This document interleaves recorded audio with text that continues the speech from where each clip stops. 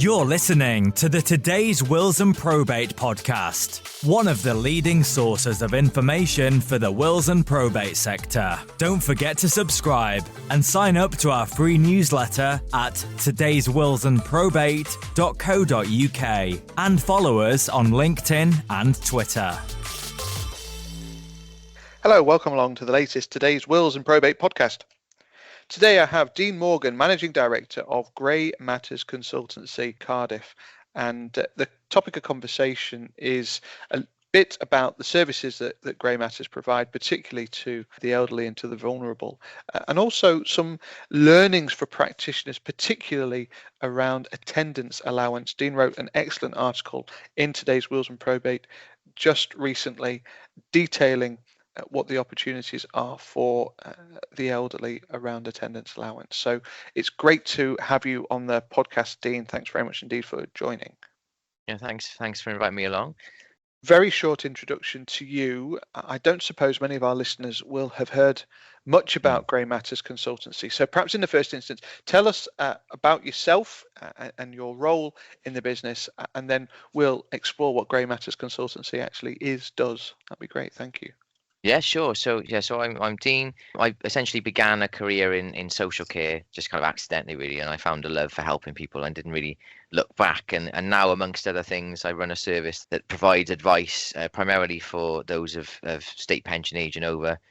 Fundamentally, our service is based around helping people to access financial support to enable them to live better quality lives in the comfort of their own homes, essentially. Pretty much me in a nutshell. But Grey Matters overall is like say a franchise that operates across the UK.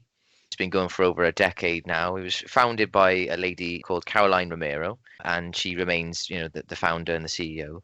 And after her personal experiences trying to find support for her father, she I suppose quite slowly built up a lot of knowledge and around all of that and wanted to share it then.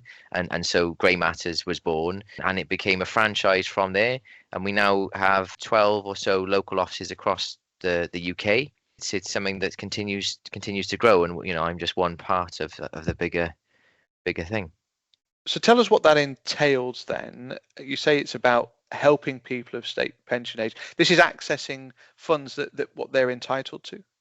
Yes, absolutely. So that's the fundamental, essentially the core of the business really is the financial support. But equally, as a franchise, we help people across the UK to claim just any support they're entitled to, which could be something like, blue disabled badges, council tax reduction, pension credit, and more. And one of those, like I say, one of the core aspects is attendance allowance, as you've mentioned, and that is financial support for people state pension age and over, which people may or may not be aware of. A lot of people aren't actually aware of that, especially in the general public. They may have heard of other disability benefits, but not attendance allowance. And, same amounts of funding and actually a different assessment method to kind of get through. But lots of people don't know it exists, or they do know it exists and they just think that, that they're just going to carry on. They're not eligible for it. And so a lot of the work that we do is raising awareness and helping people to understand they are eligible. And we do that essentially by, having a bit of an initial kind of chat. We always encourage people, if they're on the fence or they're not sure, have a free chat, talk to us. And we like to be that kind of trusted friend, I suppose, the kind of expert ear to listen to and just try and help people determine if they are eligible.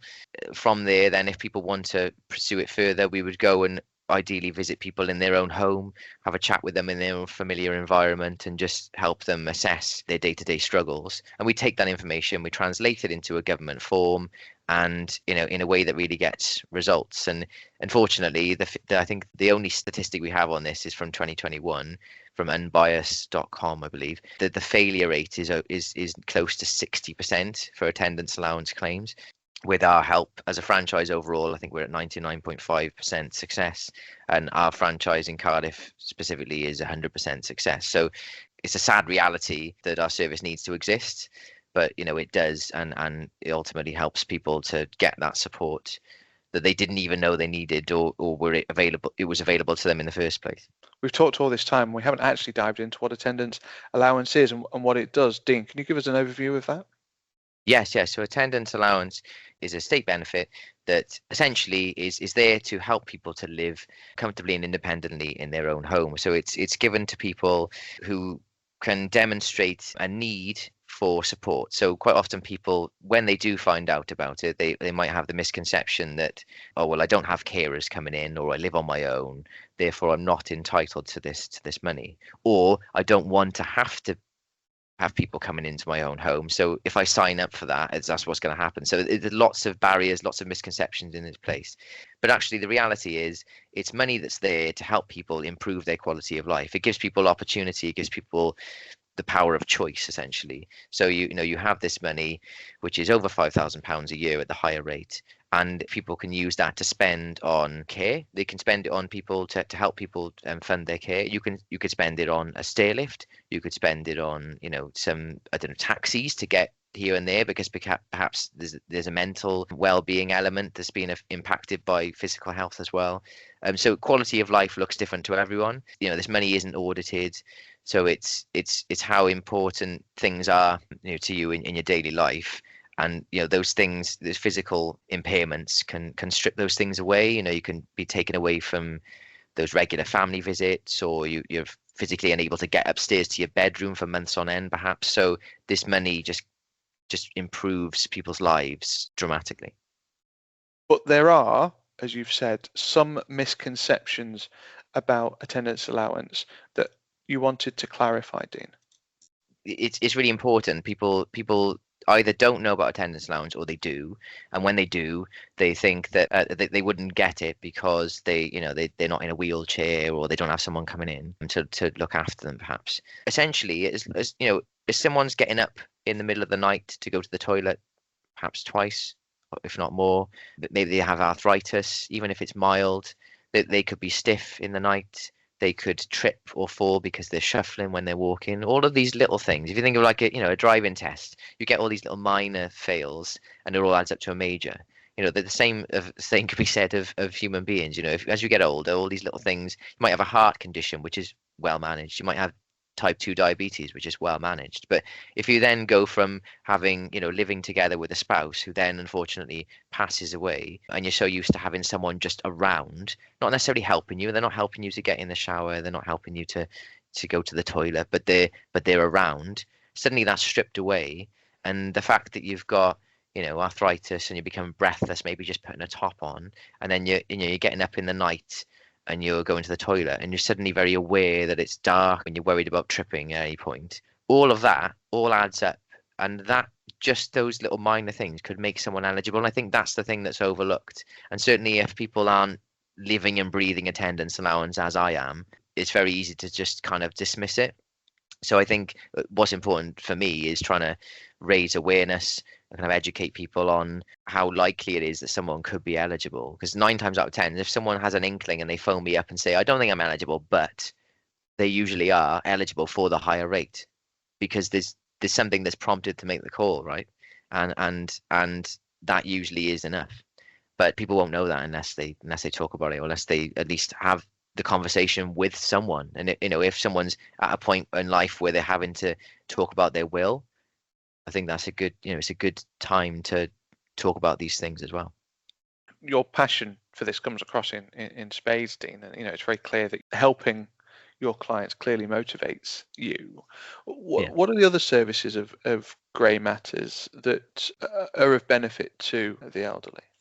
I think what's good to know as well is attendance allowance. So the one we tend to focus on a lot is obviously because it's it's quite headline grabbing, the amount of money that people can achieve through that. But in the way in which we like to work is to try and help educate people that if you do things in a certain order, it can also help unlock other aspects of support that's out there. So, for example, pension credit is something that we can help people with. There are elements of financial income and things like that can impact pension credit eligibility. So if people are getting certain levels of pension and things like that, then obviously that is impacted. But when someone becomes eligible for attendance allowance and they actually begin receiving that can increase your eligibility for pension credit. Equally, if you have attendance allowance, it can serve as evidence to support a council tax reduction claim. Again, there's a whole load of other things. So if someone's getting attendance allowance and someone is providing care for that person, then they could receive carers allowance. So it's knowing, part of our service as well is advising people to do things in the right order in order to unlock these things. and also to inform people that, okay, now you've done that, have you thought about this? Have you thought about this?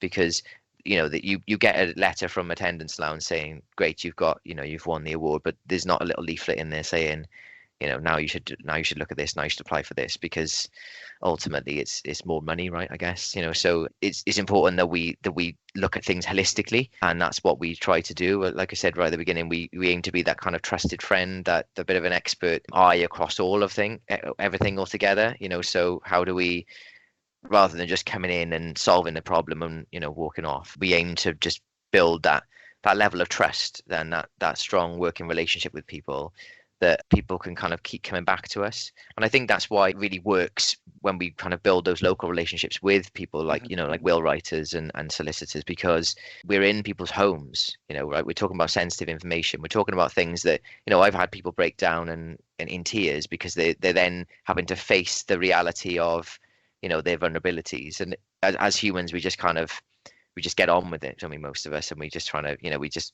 that becomes our new normal. And then when we're sat there asking these questions like, can you do this, can you do this, it's all there in your face, and so it can be very difficult to talk about. And so that's why our relationship with our customers is so strong. And when we then have the opportunity to then they give us a call and they say, thanks so much, you've helped us, you don't understand how much difference this has made to our lives, just getting this amount of money. And so they will come back to us and say, oh, now I want to get a stair lift, what would you recommend? Or do you think I should get a will? Or I really want to sort out lasting power of attorney. What do I do? So we have that ongoing relationship as well. And I think that's what's really useful for us as well, to kind of foster that as much as we can, to support people, like I said, holistically. And of course, that lends itself to relationships across industry. It's a point I want to come back to, because I'm really interested in how the roles dovetail. But before I do that, I just want to pick up on some of what you'd said there about the people that you work with, because this is a section of our population that is traditionally very stoic, and actually, they don't ask for help. How can we support them when they're not asking for help? So to kind of counter that, I suppose, what the people who are asking for help are the families, so the adult children. Those are the ones who are asking for help, or they're being proactive, or they're really trying to be encouraging for for mum and dad, who are perhaps a bit too proud, or don't want to admit that vulnerability. So we tend to work with the families, with the adult children more so. However, that's not, we're not excluding those of state pension age directly. If quite often they will come to us directly, and that's great. But as you say, that's not often the case. Or if they are, it can be difficult for the pensioner to admit that level of vulnerability. Although I will say, I think because of the nature of the relationship we begin to build up, quite often then things start to come out and they say, oh, actually, yeah, maybe I should admit that, I can't get up the stairs, or, I can't quite have a bath as much as I'd like to. And I think that just comes from the relationship that we're able to build, that perhaps you wouldn't do if you were seeking free advice, for example, or you were trying to do the form yourself. You wouldn't see it through that lens. I think just having an external person like ourselves to talk on this matter does tend to kind of break down walls a little bit. I suppose the multiple touch points that we have throughout the process does help as well. Another way around it is the way that we tend to, through our marketing, through our messaging, through the way in which we talk to people and build up relationships with other people, with other industries, we tend to work with the adult children a bit more, because those are the ones who are seeking help. One of the challenges we have in wills and probate is these are often very vulnerable people. These are often people for whom capacity can ebb and flow, shall we say. How do you deal with that? How do you make sure that you're protecting your clients as best you possibly can? It's something that we ask from the beginning. So if someone is disclosing that perhaps they're talking about their mother or their father, and they have, let's say, dementia as a a clear-cut example, or at least some kind of symptoms of memory loss, then I would always ask the question of, who's going to be signing the form? How, do you have a lasting power of attorney in place? Are you looking to set up a deputyship, or, is this something that that's already in place. If there's not something in place, then I would always advise them that perhaps that's something that's going to be a bit of a blocker in terms of the process. So within the attendance allowance form, there is a question that asks, are you signing the form on behalf of someone else? So it is something that we need to be clear about right from the beginning, because ultimately, whoever our customer is, we need to be sure that that person who is signing the form at the end is fully consensual, fully aware of what is happening. In most cases, we are actually engaging with the pensioner themselves who's going to be signing, unless someone has an LPA, for example, if someone's got dementia, and it would be distressing to involve them. And of course, then there's a legal framework around that to support that person signing on their behalf. Obviously, that's something that's really important to us. And, given my background in health and social care, I think that's something that I'm really aware of and really happy to kind of make sure that people are aware of as well. So you've talked about the way that your role kind of dovetails with other professions and other practitioners, perhaps IFAs, pension advisors, like you said, will writers and private client solicitors. Talk me through that. How does that relationship work? And bear in mind that, as we've said, our listeners are will writers and private client practitioners. That's probably the bit that's going to be of most interest to them. What's useful for me is that as a franchisee of Grey Matters Consultancy, we want to be able to look at things holistically, as I've said throughout. We actually asked the question within our kind of upfront checklist, upfront kind of information gathering. Do you already have lasting power of attorney? For the reason I've just explained, do you already have a will? Because it's important to us to think, again, outside the box and try and help people to think differently. I talked about the order of things and what kind of doors certain things can unlock. When we're building that trust, we're building that relationship with people, they're going to perhaps start thinking outside the box themselves. So, as I said, people come back to us and, they because they know that we've helped them and they don't know where to turn. And quite often it's a difficult space to navigate, especially if parents have less and less capacity, for example, or, that memory loss is becoming a factor. Let's be honest, care needs can change overnight. Somebody could have a fall and be quite significantly ill and hospitalized. And all of a sudden, is what do we do? And as a society, we don't tend to be proactive in things. So, like wills, for example, people might often only think about a will when it gets to, quite a considerable point where perhaps it's not the best time to do it. So again, it's just trying to encourage people to be proactive as much as possible. It's just win-win, really, I suppose, because I work with people. I've got a number of people who are will writers in the local area, and I try and think. I only work with people who I know are kind of the same thinking as me, and they kind of got the same ethos, and they want to go out and meet people face to face, and just have that same kind of attitude and passion for helping people. I'll try and kind of match people with the best personality, I suppose, and the best, and obviously local area. But I guess imagine just being able to not only help your clients to sort out their will, for example, as intended, that's why they've come to see you, but to be able to say, actually, I know someone who can help you, walk away with a recurring annual income of over $5,000. That so as a will writer, that's a potential, USP, I suppose, for over competitors who aren't thinking in this way. Because there are will writers who I have spoken to, and they kind of get the idea, but perhaps don't fully embrace it. I have worked with some to kind of build into their kind of upfront questioning some certain aspects which might lead them to having a conversation about attendance allowance. It's very easy for it to fall out of front of mind. Having this thing in front of mind as much as possible, so that you can help people more than perhaps is prescribed. If someone comes in for a will, get them a will and out the door. But if you want to think about helping that person, truly helping that person, what else is available to them? When you're talking to someone about their will, you're naturally going to be having these kind of conversations. So if you know what to look out for, you can help them in so many more ways, can't you? There's a reality here we have to kind of be aware of, which is that the estate planner, will writer, private client practitioner is sat in front of that client with a job to do. They are there to either write their will, do their LPA, deputyship, whatever it might be. So we've got to be a little bit careful that we're not trying to, I think the phrase is boil the ocean. But I really like the fact that you're working with organisations to improve their fact find, to signpost people. That point in the conversation where somebody says, oh, the forms are so complicated, they're so difficult, I just don't know where to start with them. Well, that's exactly your expertise. That's exactly the sort of thing that you can deliver and help with. So it's been really, really interesting to have you on the discussion, Dean. I know we've talked around things, attendance allowance, really, really interesting. Thank you very much indeed for sharing your insight on that front. And as I say, for coming on the podcast. Yeah, well, thank you for having me. It's been great opportunity to, again, continue to raise awareness and help educate people. The Today's Wills and Probate podcast is available on your preferred podcast provider. It's also available on todayswillsandprobate.co.uk.